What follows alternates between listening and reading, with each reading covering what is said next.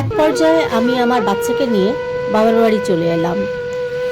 বুকের ভেতরটা বেশ হালকা লাগছিল, আবার ভারীও। এই প্রথম আমি আমার বাবা মা, বড় ভাই বোন, আমার পরিবারকে বলতে শুরু করলাম ওই বাসায় আমার সঙ্গে কি কি হচ্ছে। আগেই বলেছি, আমার বিয়ে হয়েছিল খুব অল্প বয়সে। তখন জীবনের অনেক কিছু বুঝতাম না, প্রতিবাদ কাকে বলে জানতাম না। কারো সামনে কিছু বলতে গেলেই গলা কেঁপে উঠত, ভয়ে কথা আটকে যেত।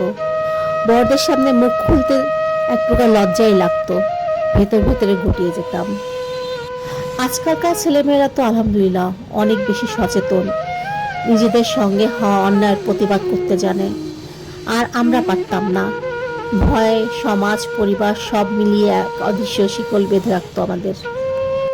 আমি তখন শুধু আমার পরিবারের কাছে বড় কিছু ঘটনায় বলতে পারছিলাম, কিন্তু প্রতিদিন ছোট ছোট যে অপমান, অবহেলা, মানসিক যন্ত্রণা, এই কাহিনীগুলো আর বলা হয়নি।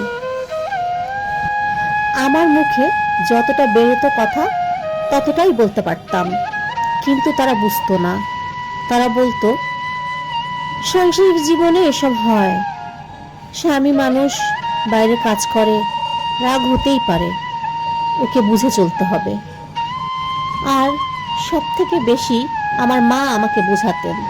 তিনি বলতেন, তুই একটু ধৈর্য ধর, মানিয়ে নে, সংসার তো এটাই, সংসার এমনই হয়।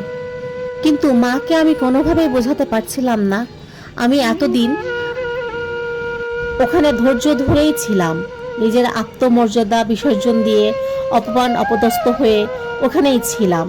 এখন আর সহ্য করতে না পেরে তোমাদের কাছে এসে বললাম। এবং এমনকি আমার নিজের সাথে হওয়া অন্যায়ের প্রতিবাদও আমি কখনো করিনি। এমনকি আমার শ্বশুরবাড়ির কেউ কোনোদিন আমার পক্ষেও দাঁড়ায়নি, কেউ বলেও নি তোমারও কষ্ট হচ্ছে, আমরা তো বুঝি। কয়েকদিন বাবার বাড়ি থাকলাম, একটু স্বস্তি পেলাম, কিন্তু মনের মধ্যে অজানা আতঙ্ক, কান্না, ক্লান্তি সবই থেকে গেল। কিছুদিন পর সে এলো, দরজায় দাঁড়িয়ে বলল,